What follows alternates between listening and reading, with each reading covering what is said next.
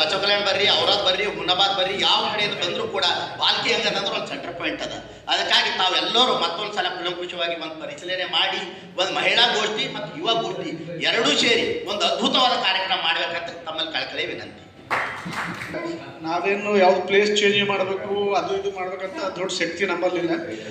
ಇದು ಕೇವಲ ಏನಾಗ್ಲತ್ತದ ಅಂದ್ರೆ ಚಂದ್ರಶೆಟ್ಟಿ ಸರ್ದೊಂದು ಬಳಗ, ನಾಗಭೂಷಣ್ ಸರ್ದೊಂದು ಬಳಗ ಸೇರದ ಅಂದಂಗೆ ಆಗ್ಲತ್ತದ. ನೀವು ಸಭೆ ಮಾಡಿ ಕಾರ್ಯಕ್ರಮ ಇಟ್ಟರು ಭೀ ನಾವು ಎಲ್ಲರೂ ಇದ್ದೇವೆ, ಸಭೆ ಮಾಡದೇ ಇದ್ರೂ ಕೂಡ ನಾವು ಕಾರ್ಯಕ್ರಮಕ್ಕೆ ನಿಮ್ದು ಸಕ್ಸಸ್ಫುಲ್ 5 ವರ್ಷದಿಂದ ನೋಡ್ತಾ ಇದ್ವಿ ಇದ್ದೇವೆ. ಅದಕ್ಕೆ ನಾನು ಹೇಳ್ತಕ್ಕಂಥ ವಿನಂತಿ ಏನು ಅಂದ್ರೆ ಯುವ ಸಮ್ಮೇಳನ ಮಾಡ್ಬೇಕಂತ ನಿಮ್ಮ ಅಭಿಪ್ರಾಯ ಅದ, ಅದಕ್ಕೆ ನಮ್ಮದು ಬೆಂಬಲ ಅದ. ಯುವ ನಾಯಕರು ಈಗೇನು ಹೇಳತ್ತಾರೆ ಎಲ್ಲರೂ ಎಲ್ಲರೂ ಕೊಡ್ಲಿಕ್ಕೆ ಏನು ಸಾಗರ್ ಖಂಡ್ರೆ ಅವ್ರದ್ದು ಎಲ್ಲ ಹೇಳತ್ತಾರಲ್ಲ, ಸಾಗರ್ ಖಂಡ್ರೆ ಅವ್ರದ್ದು ನೇತೃತ್ವದಾಗ ಇನ್ನೊಂದು ಪೂರ್ವಭಾವಿ ಸಭೆ ಅವಾಗ ಮಾಡಿಕೊಂಡು ಇದು ಕೇವಲ ಸುಶಿಕ್ಷಿತ ಎಲ್ಲ ಶಿಕ್ಷಕರು, ವಕೀಲರು ಇವರೇ ಕಾರ್ಯಕ್ರಮ ಮಾಡ್ತೇವೆ, ಓಡಿ ಡಿಕ್ಲೇರ್ ಮಾಡ್ಕೋತೇವೆ ಏನೋ ಕಾರ್ಯಕ್ರಮ ನಡೆಯೋ ಟೈಮಿನ ಝಂಡ ಹಚ್ಚೋದು ಹಿಡ್ಕೊಂಡು, ರಂಗೋಲಿ ಹಾಕೋದು ಹಿಡ್ಕೊಂಡು ನಾವು ನಾಗಭೂಷಣ್ ಸರ್, BG ಪಾಟೀಲ್ ಅವರು ರಾತ್ರಿ ಆರಾಧನೆ ಮಾಡ್ಬೇಕಾಗ್ಲತ್ತದ. ಮನವಿ ಏನಂತಂದ್ರೆ ಪತ್ರಕರ್ತರು ಇನ್ನ ಅನೇಕ ಸಂಘಟನೆ ಅವ ಸರ್. ಪತ್ರಕರ್ತರ ಸಂಘದ, ವ್ಯಾಪಾರಸ್ಥರ ಸಂಘದ, ಬಟ್ಟೆ ವ್ಯಾಪಾರಿಗಳದ, ಮಾರ್ಕೆಟ್ದಾಗದ, ಬೀದಿ ಬದಿ ವ್ಯಾಪಾರಿಗಳ ಸಂಘ ಕೂಡ ಅದ, ಟೆಂಟ್ ಹೌಸ್ದವ್ರ ಸಂಘವ, ಎಲ್ಲ ಸಂಘಟನೆಗಳಿಗೆ ಕುಡಿದ್ರೆ ಅದು ಒಂದು ಮನೆಗೆ ಮುಟ್ತಕ್ಕಂಥ ಕಮ್ಸೆ ಕಮ್ಮಿ ಅವ್ರ ಅಂಗಡಿ ಮೇಲೆ ಆದ್ರೂ ಭೀ ನಮ್ಮ ಜಂಡ ಹಚ್ಚಿರು ಅಂತಂದ್ರೆ ನಮ್ದು ಒಂದು ಹೊರೆನೂ ಕಮ್ಮಿ ಆಗ್ತದೆ, ಅವ್ರ ಸಹಕಾರ ಸಿಗ್ತದೆ ನಮಗೆ. ಹಂಗೂ ನಮ್ಗೆ ಶಾಸಕರು, ಸಂಸದರು ಎಲ್ಲರೂ ಕೊಡ್ಲಿಕ್ಕೆ ರೆಡಿಯಾರ ಅಂತಲ್ಲ ತೀರಿ ಕೊಡ್ಲತ್ತೀರಿ. ನಾವು ಕೂಡ ಕನ್ನಡಕ್ಕಾಗಿ ಕೈ ಎತ್ತು ನಮ್ಮ ಕೈ ಕಲ್ತು ರೋಕ್ಷ ಆಗ್ತದೆ ಅಂದ್ರೆ ನಾವು ಏನೋ ಸಾಧ್ಯ ಆದಷ್ಟು ಎಲೆಮರೆ ಕೈ ಅಂತ ಮಾಡೋಣ. ಬಟ್ ಕೇವಲ ನಾವು ಶಿಕ್ಷಕರು, ಇಲಾಖೆಯವ್ರಿಗಿಂತ ಏನು ವ್ಯಾಪಾರಸ್ಥರು ಎಲ್ರಿಗೂ ಕೂಡ ಸೇರಿಸ್ಕೊಂಡು ಮಾಡ್ತಕ್ಕಂಥದ್ದೊಂದು ನನ್ನ ಮನವಿ ಅದ. ಈಗ ನೀವು ಎದ್ದು ಹೋದ್ರಂತ ಅನಿಸ್ತದ. ಅವ್ರು ಆರಂಭದಲ್ಲೇ ಹೇಳ್ತಾ ಇದ್ರು, ಅನೇಕ ಶಾಲೆಗಳಲ್ಲಿ ಶಿಕ್ಷಕರೆಲ್ಲ ಶಾಲೆ ಮುಚ್ಚುತ್ತವೆ, ಈ ನಿಟ್ಟಿನಲ್ಲಿ ಪರಿಷತ್ತು ತೊಡ ಗಂಭೀರವಾಗಿ ತೆಗೆದುಕೊಳ್ಬೇಕು. ನಾನು ಯಾವಾಗೂ ನಂದೊಂದು ಒಂದು ವಾಕ್ಯ ಇದೆ ಆರಂಭದಿಂದನೂ, ನಮ್ಮ ಎಷ್ಟು ಜನ ಶಿಕ್ಷಕರು ಈ ಕಲಿಕೆಯ ಹೊರತಾಗಿ ಅವ್ರಿಗೆ ಯಾವುದೇ ಕೆಲಸಗಳನ್ನ ಎಂದೂ ಯಾವುದೇ ಸರ್ಕಾರ ಯಾವುದೇ ಆಡಳಿತ ಯಾವುದೋ ಹಚ್ಚಬಾರ್ದು ಅಂತಕ್ಕಂಥ ನಮ್ಮ ಮನವಿ ಆರಂಭದಿಂದ ಅದ. ನಮ್ಮ ಶಿಕ್ಷಕರು ಬರೀ ಶಾಲೆಯ ಪಾಠ ಹೇಳ್ಬೇಕು ಮಾತ್ರ, ಇವು ಯಾವುದೇ ಆ ಗಣತಿ ಮಾಡಿದ್ರು ಈ ಗಣತಿ ಮಾಡಿದ್ರು ಎಂದೂ ಆಗಬಾರ್ದು ಅಂತೇಳಿ. ಇದು ಜಿಲ್ಲಾ ಮಟ್ಟದಲ್ಲೂ ಸಹ ನಾವು ಒಂದಿಷ್ಟು ನಿರ್ಣಯಗಳನ್ನು ತೆಗೆದುಕೊಂಡಾಗ ಅದನ್ನು ಸೇರಿಸಿದ್ದೀವಿ. ಅದು ಸಹಜವಾಗಿಯೇ ಸರ್ಕಾರ ಮಟ್ಟದಲ್ಲಿ ಅಷ್ಟು ದೊಡ್ಡ ಶಕ್ತಿ ನಮಗಾಗಲ್ಲ, ಏನೂ ಮಾಡ್ಲಿಕ್ಕಾಗಲ್ಲ. ಎರಡನೇದು ಇನ್ನೊಂದೇನು ಅಂತಂದ್ರೆ, ಈ ಸರ್ಕಾರಿ ಶಾಲೆ ಜೊತೆಗೇ ನಮ್ಮ ತಲೆಗೆ ಇನ್ನೊಂದು ಏನು ಬಂತಂದ್ರು, ಎಲ್ಲರೂ ಓದ್ಲಿಯಪ್ಪ ಕನ್ನಡ ಶಾಲೆ ಓದ್ಲಿ ಅಂತೇಳಿ. ಬಾಳಿತ ಶಾಲೆ ಶಿಕ್ಷಕರು ಇದೇನು ಸಂಘದನ, ಈ ಎಲ್ಲ ಸಂಘದರಿಗೆ ಒಂದು ನಿಯೋಗನ ಬೆಂಗಳೂರಿಗೆ ತಗೊಂಡು ನಾನೇ ಜೊತೆಗೆ ಹೋಗಿದ್ದೆ. ಅವ್ರ ಜೊತೆಗೆ ಹೋಗಿ ಸುಮ್ಮನೆ ಕೊಡ್ಲಿಲ್ಲ. ಇಲ್ಲಿರುವಂಥ ಎಷ್ಟು ಕನ್ನಡಪರ ಹೋರಾಟಗಾರ ಅದಲ್ಲ, ಅದು ನಾರಾಯಣಗೌಡರು ಇರ್ಬೋದು, ಪ್ರವೀಣ್ ಶೆಟ್ಟಿ ಇರ್ಬೋದು, ವಾಟಾಳ್ ನಾಗರಾಜ್ ಇರ್ಬೋದು, ನಮ್ಮ ಕನ್ನಡ ಪ್ರಾಧಿಕಾರ ಅಧ್ಯಕ್ಷ ಪುರುಷೋತ್ತಮ ಬೆಳಿಮಲೆ ಇರ್ಬೋದು, ನಮ್ಮ ಕನ್ನಡ ಸಾಹಿತ್ಯ ಪರಿಷತ್ ಅಧ್ಯಕ್ಷ ಅಂತ ಮಹೇಶ್ ಜೋಶಿರಾವ್, ಇವರೆಲ್ಲರ ಹತ್ರ ನಾನೇ ಒಂದು ನಿಯೋಗ ತಗೊಂಡು ಹೋಗಿದ್ದೆ. ಅಂದ್ರೆ ಎಷ್ಟು ಸುಮಾರು 95ರಿಂದ ಯಾವುದೇ ಶಾಲೆಗಳ ಅನುದಾನ ಏನು ಕೊಟ್ಟಲ್ಲ ಅವಕ್ಕೆಲ್ಲಕ್ಕೂ ಅನುದಾನ ಕೊಡಬೇಕು, ಎಷ್ಟು ಖಾಲಿ ಹುದ್ದೆಗಳು ಅವೆಲ್ಲ ಮತ್ತೆ ಮರು ಭರ್ತಿ ಮಾಡಬೇಕು. ಇದು ಇಷ್ಟೇ ಮಾಡಲ್ಲದೆ ನಮ್ಮ ರಾಜ್ಯಾಧ್ಯಕ್ಷರಲ್ಲಿದ್ದು ರಾಜ್ಯದಲ್ಲಿ 2 ದುಂಡು ಮೇಜಿನ ಸಭೆಯನ್ನು ಮಾಡ್ತೀವಿ, ಸ್ವತಃ ಶಿಕ್ಷಣ ಸಚಿವರು ಮಾಡ್ತೀವಿ. ಆದ್ರೆ ಸರ್ಕಾರ ಮಟ್ಟದಲ್ಲಿ ಇನ್ನೂ ಅಷ್ಟು ಶಕ್ತಿ ನಮ್ಗೆ ಸಾಲಲ್ಲ, ಯಾಕಂದ್ರೆ ಇದು ರಾಜ್ಯ ಮಟ್ಟದ ಸಮಸ್ಯೆ ಇರೋ ಸಲುವಾಗಿ. ಹಿಂಗಾಗಿ ಇದಕ್ಕೆ ಪೂರಕವಾಗಿ ಒಂದಿಷ್ಟು ಕೆಲಸ ಮಾಡಿದಿರಿ. ಅಣ್ಣ ರಾಜಪಣ್ಣ ಒಂದಿಷ್ಟು ಮಾತು ಹೇಳಿದ್ರು, ಸರ್ಕಾರ ಇಷ್ಟೆಲ್ಲ ಅನುದಾನ ಕೊಡಲ್ಲ ಅಂತ ಮತ್ತೆ ನೀವು ಕಾರ್ಯಕ್ರಮ ಏನು ಮಾಡ್ತೀರಿ ಅಂತೇಳಿ. ನಾವು 3 ಸಲ ಹೊಸ ಜಿಲ್ಲಾಧ್ಯಕ್ಷರು ಸ್ವತಃ ಸೇಮೂರು ಹೊಲಕ್ಕೆ ತಯಾರಿದ್ವಿ.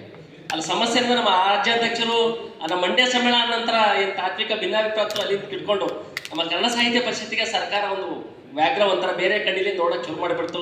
ಅದು ಜಿಲ್ಲಾಧ್ಯಕ್ಷರ ಸಮಸ್ಯೆ ಇರಲಿಲ್ಲ, ಅದು ರಾಜ್ಯ ಅವೇ ಇಡೀ ನಮ್ಮ ಜಿಲ್ಲೆಗೆ ಒಂದು 15 ಲಕ್ಷ ರೂಪಾಯಿ ಇವತ್ತಿಗೂ ನನಗೆ ಹೆಲ್ಪ್ ಹಾಕಿ.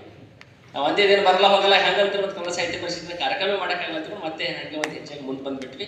ಮತ್ತೆ ಕೊನೆಗೆ ಬರ್ತೀನಿ, ನಾವು ಜಿಲ್ಲಾ ಮಟ್ಟದ ಒಂದು 3-4 ಸಮ್ಮೇಳನ ನಂದು ಎಷ್ಟು ಮಟ್ಟಿಗೆ ಹೋಗಿದ್ರೆ 4 ತಿಂಗಳಿಗೆ 4 ಬಾಲ್ಯವ ನನಗೆ ಇರ್ಲಿಕ್ಕೆ ಗೆದಿಬೇಕಾದ್ರೆ ನನಗೆ 24 ರನ್ ಬೇಕಾಗ್ಬಿಟ್ಟು. ಹೀಗಾಗಿ ಪ್ರತಿ ಬಾಲಿಗೂ ಒಂದು ಚೆಕ್ ಹೊಡ್ಲೇಬೇಕಾಗ್ಯದ.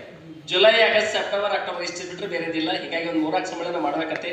ಈಗಾಗಲೇ ಅಭಿಪ್ರಾಯ ನೋಡಿದಾಗ ಒಂದು 3-4 ಜನ ಮಹಿಳಾ ಸಮ್ಮೇಳನದ ಬಗ್ಗೆ ಸ್ವಲ್ಪ ಮಾತಾಡಿದ್ರಿ. ಅಣ್ಣ ಭಾಳ ಗಟ್ಟಿಯಾಗಿ ಯುವ ಸಮ್ಮೇಳನ ಮಾತಾಡಿದ್ರು.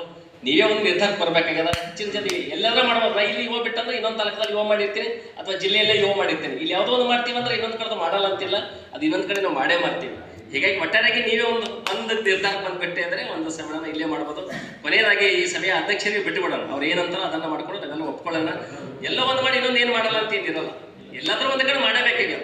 ಇಲ್ಲಿ ಇದೇ ನಡೀಲಿ ಅಂತ ಏನಿರಲ್ಲ. ಅಲ್ಲಿ ಒಂದ್ ವೇಳೆ ಮಹಿಳಾ ಸಮ್ಮೇಳನ ಒಂದ್ ವೇಳೆ ಮಾಡ್ತೇವೆ ಅಂದ್ರೆ ಅಲ್ಲಿ ಮಹಿಳಾ ಯುವತಿಯರಿಗೋಸ್ಕರನೇ ಒಂದಿಷ್ಟು ಗೋಷ್ಠಿಗಳೆಲ್ಲ ಮಾಡಬೇಕಾಗಿದೆ. ಇಲ್ಲ ಅಂತ ತಿಳ್ಕೊಂಡು ಅವ್ರೇನು ಮಾತಾಡಿಲ್ಲ ಅಂತ ಅನ್ಕೊಂಡಿದ್ದೀನಿ. ಅದಕ್ಕೆ ಯಾವ ಸಮ್ಮೇಳನ ಅಂತೂ ಎಲ್ಲರೂ ಮಾಡ್ಬೋದು, ಅದಕ್ಕೇನಿಲ್ಲ. ಯಾವುದೇ ಕಾರಣಕ್ಕೂ ಇಲ್ಲಿರುವಂಥ ಸಂಸದರು ಮತ್ತು ಸಚಿವರ ಅವ್ರ ಗಮನಕ್ಕೆ ತಂದೇನೆ ಇವೆಲ್ಲ ಕೆಲಸಗಳನ್ನ ಮುಂದುವರಿಸ್ತಾರೆ. ಗಮನಿಸ್ತೀವಿ. ಆದರೆ ಭಾಳ ದಿನ ನೆನೆಕೊಂಡು ಮುಂದೆ ಹೋಗೋದೇ ಇಲ್ಲ. ಈ ಸಭೆದಾಗ ಇಲ್ಲೊಂದು ನಿರ್ಧಾರ ಮಾಡ್ಕೊಂಡು ಯಾರು ಹೋಗ್ಬೇಕು ಅಂತಕ್ಕಂಥ ವಿಚಾರ ನಮ್ದಾಗಿದೆ. ಕೊನೆಯದಾಗಿ ಅಧ್ಯಕ್ಷೀಯ ಮಾತುಗಳು ಅವ್ರು ಏನು ಹೇಳ್ತಾರೆ. ಸಭೆಯ ಸರ್ವ ಸದಸ್ಯರಿಗೂ ವೇದಿಕೆ ಮೇಲೆ ಇಲ್ಲ ಚಂದ್ರಶೆಟ್ಟಿ ಅವರ ಜೊತೆಗೆ ಚರ್ಚೆ ಮಾಡಿದೆ. ಹೇಗಾಗಿದೆ ಅಂದರೆ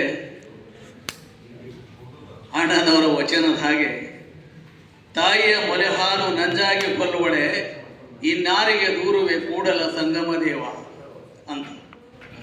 ಕೇಂದ್ರದಿಂದೇ ಎಷ್ಟೋ ಸಮ್ಮೇಳನ ಮಾಡಿದ್ದಕ್ಕೆ ಜಿಲ್ಲೆಗೆ ಅನುದಾನ ಬಂದಿಲ್ಲ. ನಾನು ಕೇಳಿದೆ, ಇಲ್ಲ ನಮ್ಮಲ್ಲೂ ಬಂದಿಲ್ಲ, ಅವರಲ್ಲೂ ಯಾರಿಗೂ ಕೊಟ್ಟಿಲ್ಲ.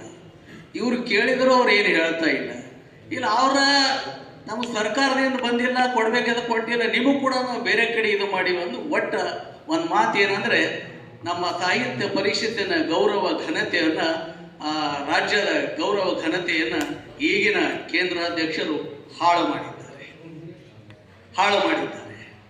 ಅವರು ಯಾವ ಪಾರದರ್ಶಕತೆಯನ್ನು ಕಾಪಾಡಿಕೊಳ್ಳಲಿಲ್ಲ. ಅದರಿಂದ ಉಳಿದವರಿಗೆಲ್ಲ ಏನೋ ಅಂತಾರಲ್ಲ, ಎಮ್ಮೆಗೆ ಜ್ವರ ಬಂದರೆ ಆಕಳಿಗೆ ಬರೆ ಅಂತ ಜಿಲ್ಲಾ ಘಟಕಕ್ಕೆಲ್ಲ ಇದನ್ನಾಗಿದೆ. ಆದರೂ ಕ್ರಿಯಾಶೀಲರಾದಂಥ ಚಂದ್ರಶೆಟ್ಟಿಯವರು ಸುಮ್ಮನೆ ಕೂಡ್ತಾ ಇಲ್ಲ, ಅನೇಕ ಚಟುವಟಿಕೆ ಮಾಡ್ತಾ ಇದ್ದಾರೆ. ತೆನೆಗೂಡಿದರೆ ಬಳ್ಳ ಅಂತ ಎಲ್ಲರೂ ಮನಸ್ಸಿನಿಂದ ತನುಮನದಿಂದ ನಾವು ಸಹಾಯ ಮಾಡ್ತೀವಿ ಅಂತ ಸಹೋದರರು ಹೇಳಿದರು.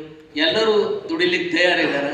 ಆದ್ರೆ ಅದಕ್ಕೆ ಎಚ್ಚ ಬೇಕಾಗ್ತದೆ. ಎಚ್ಚ ಇದ್ರೆ ಹುಚ್ಚಿವಿ ಅಡುಗೆ ಮಾಡ್ತಾವಂತ. ಹಂಗೆ ಅದು ಎಲ್ಲ ಕ್ರೋಢೀಕರಿಸ್ಕೊಂಡು ಧನಕ್ಕೇನು ಕೊರತೆ ಬೀಳಂಗಿಲ್ಲ. ನಮ್ಮಲ್ಲಿ ಸಂಪನ್ಮೂಲಗಳು ಬಹಳಷ್ಟಿವೆ. ಜಿಲ್ಲಾ ಸಂಪನ್ಮೂಲವೇ ನಮ್ಮಲ್ಲಿದೆ. ಜಿಲ್ಲಾ ಉಸ್ತುವಾರಿ ಸಚಿವರಿದ್ದಾರೆ, ಆಮೇಲೆ ಯುವ ಸಂಸದರಿದ್ದಾರೆ, ಆ ನಂತರ ಕನ್ನಡವನ್ನು ಸದಾಕಾಲ ರಕ್ಷಣೆ ಮಾಡಿಕೊಂಡು ಬರ್ತಿರ್ತಕ್ಕಂಥ ನಮ್ಮ ಶ್ರೀಮಠ ಇದೆ. ಈಗ ಎಲ್ಲವೂ ಒಗ್ಗೂಡಿಸಿಕೊಂಡು ತ್ರಿವಳಿ ಸಂಗಮದಿಂದ ತಾವು ಯಾವುದೇ ಸಮ್ಮೇಳನ ಮಾಡಿದರೂ ಯಶಸ್ವಿ ಆಗ್ತದೆ. ಅದರಲ್ಲಿ ಶಿಕ್ಷಕರ ಕೊರತೆ ಇದೆ ಅಂತ ಹೇಳ್ತಾ ಇದ್ದೇವೆ. ನಾನು ಅಧ್ಯಕ್ಷನಾಗಿದ್ದ ಅವಧಿಯಿಂದ ಹಿಡ್ಕೊಂಡು ಪ್ರತಿ ವರ್ಷ ಏಪ್ರಿಲ್ ತಿಂಗಳಲ್ಲಿ ಪಿಒ ಕಚೇರಿಗೆ ಹೋಗಿ ಗಡಿ ಭಾಗದ ಶಾಲೆಗಳೇ ಕನ್ನಡ ಮಾಸ್ತರಿಗೆ ಕೊಡ್ರಿ ಅಂತ ಹೇಳಿ ನಾನು ಮನವಿ ಪತ್ರ ಕೊಟ್ಟಿದ್ದೆ. ಮೊನ್ನೆ ತಾನೇ ಏನಪ್ಪ ಅಂತಂದ್ರೆ 103 ಗೌರವ ಅತಿಥಿ ಶಿಕ್ಷಕರಂತೇಳಿ ಆದೇಶ ಬಂದಿತ್ತು. ಆ ಆದೇಶದ ಅನ್ವಯ ಗಡಿ ಭಾಗದಲ್ಲಿ ಮೊದಲು ಎಲ್ಲಿ ಕನ್ನಡ ಮಾಧ್ಯಮ ಶಾಲೆ ಇದೆ ಆ ಶಾಲೆಗಳಿಗೆ ಅತಿಥಿ ಶಿಕ್ಷಕರು ಪಟ್ಟೆ ನೀವು ಬೇರೆ ಕಡೆ ಕೊಡಬೇಕು ಅಂಥೇಳಿ ನಾನು ಒತ್ತಾಯ ಮಾಡ್ಯಾನಪ್ಪ ಅಂತಂದ್ರೆ ಮನವಿ ಪತ್ರ ಕೊಟ್ಟಿದ್ದೆ. ಅದ್ರ ಪ್ರಕಾರ ಕೆಲವೊಂದು ಶಿಕ್ಷಕರು ಕೊಟ್ಟಿದ್ದಾರೆ. ಈ 3 ವರ್ಷ 4 ವರ್ಷ ಮುಗಿತು. 6 ತಿಂಗಳು ಉಳಿತು, 4 ತಿಂಗಳು ಉಳಿತು. ಶುರು ಭಾಳ ಹುಮ್ಮಸ್ಲಿಂದ ಏನಪ್ಪ ಅಂದ್ರೆ ಪ್ರತಿಯೊಂದು ಪ್ರೌಢಶಾಲೆಗೆ ಯಾವಾಗ ನವೆಂಬರ್ ತಿಂಗಳಲ್ಲಿ ಪ್ರತಿಯೊಂದು ಪ್ರೌಢಶಾಲೆಗೆ ಏನಪ್ಪ ಅಂದ್ರೆ ಹೋಗಿ ಅಲ್ಲಿ ಕನ್ನಡದ ಕಂಪು ಕಾರ್ಯಕ್ರಮವನ್ನು ಕೊಟ್ಟೆ. ಮಾರನೇ ವರ್ಷ ನವೆಂಬರ್ ತಿಂಗಳಲ್ಲಿ ಈ ಒಂದು ಕನ್ನಡದ ಕಂಪನ್ನು ಗ್ರಾಮೀಣ ಭಾಗಕ್ಕೆ ಯಾಕೆ ಹೋಗ್ಬಾರ್ದಪ್ಪ ನಾವು? ಪ್ರಾಥಮಿಕ ಶಾಲಾ ಶಿಕ್ಷಕರ ಸಂಘ ನಮ್ಮದು 3 ಕಣ್ಣುಗಳು, ತ್ರಿನೇತ್ರಗಳು ಅಂತ ಯಾರಿಗಿರುತ್ತೆ? ತ್ರಿನೇತ್ರ ನಾಗಭೂಷಣ ಇರುತ್ತೆ. ನಾಗಭೂಷಣ ಅಂದ್ರೆ ನಾಗಗಳಿಂದ ಭೂಷಿತನಾದವನು ಪರಮಾತ್ಮ. ಹಾಗೆ 3 ಕಣ್ಣುಗಳು ನಾನು. ಅವ್ರಿಲ್ಲೇ ನನ್ನ ಕೆಲಸನೇ ಆಗಂಗಿಲ್ಲ. ಯಾಕ್ರಿ ಕೊಟ್ಟೆ ಕರೆಕ್ಟ್ ಅದ ಅಂದ್ರೆ ನಾನು ಅತಿಶಯೋಕ್ತಿ ಹೇಳ್ತಾ ಇಲ್ಲ, ಇದು ಸ್ವಲ್ಪ ಏನಪ್ಪ ಕೊನೆ ಭಾಷಣ ಅಂತ ತಿಳ್ಕೊಂಡು ನಾನು ಅವಧಿಗಳು ಹೊಂಟವಲ್ಲ. ಹೀಗಾಗಿ ನನಗೆ ಯಾವುದೇ ರೀತಿ ಏನಂತಂದ್ರೆ ಯಾವುದೇ ಕನ್ನಡದ ಬಗ್ಗೆ ಎಲ್ಲೇ ಇರಲಿ ನಮಗದು ರೋಮಾಂಚನ ಬರ್ತದೆ. ಏನಾರು ಮಾತಾಡ್ಬೇಕಂದ್ರೆ ಬಹಳ ಖುಷಿ ಆಗ್ತದೆ. ಹಾಗಾಗಿ ಇಲ್ಲಿ ಇರ್ತಕ್ಕಂಥ ಎಲ್ಲ ಪದಾಧಿಕಾರಿಗಳು ಕೂಡ ನನಗಷ್ಟೇ ಏನಪ್ಪ ಅಂದ್ರೆ ಗೌರವದಿಂದ ಸರ್ ನೀವೇನು ಹೇಳ್ತೀರಿ ಹೇಳಿ ನಾನು ಮಾಡ್ತೀನಿ. ಈಗ ನಮ್ಮ ಯುವಕರ ತಂಡ ಇದೆ. ಈಗ ನಮ್ಮ ಸಂತೋಷ್ BG ಪಾಟೀಲ್ ಇದ್ದಾರೆ, ನಮ್ಮ ಸ್ವಾಮಿ ಇದ್ದಾರೆ, ನಮ್ದು ದೀಪಕ್ ಕಂಪೀರ್ ಇದ್ದಾರೆ. ನಾನು ಖಾಲಿ ಬಾಯಲ್ಲಿ ಹೇಳಿದ್ರೆ ಸಾಕು ಅವರೆಲ್ಲ ಕೆಲಸ ತಾನೇ ಮಾಡ್ತಾರೆ. ನಮ್ಮ ಚಂದ್ರಕಾಂತ್ ತಳವಾಡೆ ಇದ್ದಾರೆ, ನಮ್ಮ ಬಾಜಿರಾವ್ ಇದ್ದಾರೆ, ನಮ್ದು ಹಿರಿಯರಾಗಿರ್ತಕ್ಕಂಥ ಸಿದ್ದರಾಮ್ ಕುರ್ತಿಯವರು ಇದ್ದಾರೆ. ಎಲ್ಲರೂ ಭದ್ರೇಶ್ವರ ಅದೇ ಸ್ವಾಮಿ ಅಂತ ಅವರಿಗೆ ಶಿವಸ್ವಾಮಿ ಮತ್ತು ಭದ್ರೇಶ್ವರ ಸ್ವಾಮಿ ಅಂದ್ರೆ ಅರ್ಥ ಏನು? 80 ಮಂದಿಗೆ ಯಾರಿಗೆ ಬಿಟ್ಟಿಲ್ಲ. ಅದರ ಅರ್ಥ ಏನು ಹೇಳಿದ್ರೆ ಕೆಲವೊಂದು ಅನಿವಾರ್ಯ ಕಾರಣಗಳಿತ್ತು. ಅನಿವಾರ್ಯ ಕಾರಣಗಳಿದ್ದಾಗ ಏನಪ್ಪ ಒಂದು 4 ಮಂದಿ ಬರಂಗಿಲ್ಲ. ನಾವು ತಪ್ಪು ತಿಳ್ಕೊಳ್ಳೋ ಅವಶ್ಯಕತೆ ಇಲ್ಲ. ಹಾಗಾಗಿ ಬರುವ ದಿನಗಳಲ್ಲಿ ನಮ್ಮ ಜಿಲ್ಲಾ ಅಧ್ಯಕ್ಷರ ಅಪೇಕ್ಷೆ ಏನದ ಅಂತಂದ್ರೆ ಬಾಲ್ಕಿ ಅಂದ್ರೆ ಬೀದರ್ ಜಿಲ್ಲೆ ಕೇಂದ್ರ ಸ್ಥಾನ. ಅವರಾದ್ರೂ 43 ಕಿಲೋಮೀಟರ್, ಕಲಬುರಗಿ ಇದು ಬೀದರ್ನ ಏನಪ್ಪ ಅಂದ್ರೆ 44 ಕಿಲೋಮೀಟರ್. ಹಿಂಗೆ ಎಲ್ಲ ಏನಪ್ಪ ಅಂದ್ರೆ 40 ಕಿಲೋಮೀಟರ್ ಸರೌಂಡಾಗಿರ್ತಕ್ಕಂಥ ಬಾಲ್ಕಿ ಕೇಂದ್ರ ಸ್ಥಾನ ಅದ. ಅದಕ್ಕೆ ಸರ್ ನಾವು ಜಿಲ್ಲಾ ಮಟ್ಟದ ಒಂದು ಸಮ್ಮೇಳನೆಯಲ್ಲಿ ಮಾಡ್ಬೇಕಲ್ಲತ್ತಿದ್ದೆವು ಅಂತ ಹೇಳಿದ್ರು. ಈಗ ಹೇಳ್ಯಾರ ಮೊನ್ನೆ ಇವ್ರು ಫೋನ್ ಮಾಡಿದ್ರು ಸರ್ ಎಲ್ಲಾ ತಾಲೂಕಾದಾಗ ಏನಪ್ಪ ಅಂದ್ರೆ ಕಾರ್ಯಕಾರಿಣಿ ಸಭೆ ಮಾಡ್ಬೇಕಲ್ಲತ್ತಿದ್ದೆವು, ಮತ್ತು ಮೊದಲನೇ ಸಭೆ ನಿಮ್ಮಲ್ಲೇ ಇಟ್ಮಾರಿ ಹ್ಯಾಂಗ ಅಂತ ಕೇಳಿದ್ರು. 2 ದಿವಸ ಕೆಳಗೆ ಇಲ್ಲ ಸರ್ ಇಟ್ಟು ಅರ್ಜೆಂಟ್ ಹ್ಯಾಂಗ ಆಗ್ತಾನೆ, ನೀವು ಸುಮ್ಮ ಹೂ ಅಂದ್ರಿ ಅಂತಂದ್ರು. ಆಯ್ತಪ್ಪ ಹೂ ಅಂದ, ಎಲ್ಲರಿಗೆ ಫೋನ್ ಮಾಡ್ತೀವಿ ಬಂದ್ರಿ ಆಯ್ತು ಸರ್. ಈಗ ನಿರ್ಣಯ ಆಗ್ಬೇಕಲ್ಲ, ನಾವು ಕಾರ್ಯಕಾರಿಣಿ ಸಮಿತಿ ಸೇರಿದೆವು, ನಿರ್ಣಯ ಅಣ್ಣವ್ರು ಅವರು ಚಲೋ ಮಾತಾಡಿದ್ರು. ಏನಂತ ಮಹಿಳಾ ಗೋಷ್ಠಿನೂ ಆಗ್ಬೇಕು, ಯುವ ಗೋಷ್ಠಿನೂ ಆಗ್ಬೇಕು, ಅಂದ್ರೆ ಎಲ್ಲರಿಗೆ ಪ್ರಾಧಾನ್ಯತೆ ಕೊಡಬೇಕು ಅಂತೇಳಿ. ಇವ್ರು ನಮ್ಮ ಮಹೇಶ್ ರಾಚಡ್ಯರು ಏನಂತಂದ್ರೆ ಯುವಕರಿಗೆ ಏನಂತಂದ್ರೆ ಒಂದು ಪ್ರಾತಿನಿಧ್ಯ ಕೊಡಬೇಕು, ಅವ್ರದ್ದು ಯುವ ಸಮ್ಮೇಳನ ಮಾಡಬೇಕು, ಎಲ್ಲರಿಗೆ ಏನಂತಂದ್ರೆ ಆಕರ್ಷಣೆ ಮಾಡಬೇಕು, ಕನ್ನಡದ ಬಗ್ಗೆ ಏನಂತಂದ್ರೆ ಒಂದು ಪ್ರೀತಿ ಹುಟ್ಟಿಸ್ಬೇಕು, ಅಭಿಮಾನ ಹುಟ್ಟಿಸ್ಬೇಕು ಅನ್ನುವಂಥ ಮಾತನ್ನ ಆಡಿದ್ರು. ಒಟ್ಟಾರೆ ಅಭಿಪ್ರಾಯ ಎಲ್ಲ ಬಂತು.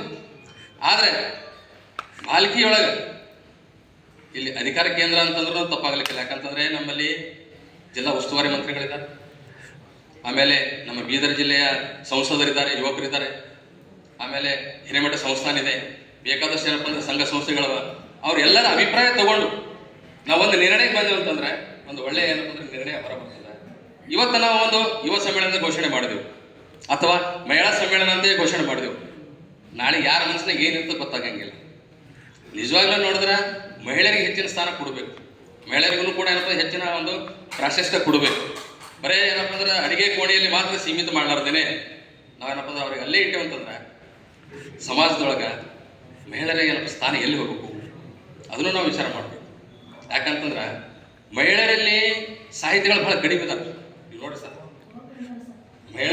ಮಹಿಳೆಯರಲ್ಲಿ ಸಾಹಿತ್ಯಗಳು ಕಡಿಮೆ ಇದಾವೆ. ಧನ್ಯವಾದಗಳು. ಇಲ್ಲಿಯವರೆಗೆ ಕೊನೆಯ ಒಂದು ಅಧ್ಯಕ್ಷೀಯ ನುಡಿಗಳು ನುಡಿದಿರುವಂಥ ನಾಗಭೂಷಣ ಮಾಮಡಿ ಸರ್ ಒಂದು ಒಂದು ಅಧಿಕಾರದ ಅವಧಿಯಲ್ಲಿ ಅನೇಕ ಕಾರ್ಯಕ್ರಮಗಳನ್ನು ಮಾಡಿದ್ದಾರೆ. ನಿಜವಾಗ್ಲೂ ಅನೇಕ ಜನ ಹೇಳ್ತಾರೆ ಕಾರ್ಯಕ್ರಮ ಮಾಡಿದಾಗ ನಾಗಭೂಷಣ ಮಾಮಡಿ ಸರ್ ನಿವೃತ್ತಿ ಆದ ನಂತರ ಅವರು ಹೊಸ ಉತ್ಸಾಹ ಬಂದು ಯುವಕರಾಗ್ಯಾರ, ಈಗ ತಾರುಣ್ಯ ಈಗ ಬಂದ ಅನ್ನೋದು ಭಾಳಷ್ಟು ಜನ ಅಂತಿದ್ರು. ಅದೇ ರೀತಿ ಕೆಲಸಗಳನ್ನು ಮಾಡ್ಯಾರ. ಉದಾಹರಣೆಗೆ ಹೇಳ್ಬೇಕಾದ್ರೆ ಪ್ರತಿ ವರ್ಷ ಕನ್ನಡದ ಭಾಷೆಯಲ್ಲಿ 100ಕ್ಕೆ 100 ಅಂಕ ಪಡೆದಂಥ ವಿದ್ಯಾರ್ಥಿಗಳು ಪ್ರತಿ ವರ್ಷ ಸುಮಾರು 100ಕ್ಕಿಂತ ಹೆಚ್ಚು ವಿದ್ಯಾರ್ಥಿಗಳಿಗೆ ಪ್ರತಿಭಾ ಪುರಸ್ಕಾರ ಕಾರ್ಯಕ್ರಮ ಕೂಡ ಮಾಡ್ತಾ ಇದ್ದಾರೆ. ಈ ರೀತಿ ಅನೇಕ ಕಾರ್ಯಕ್ರಮಗಳನ್ನು ಮಾಡಿದ್ರು.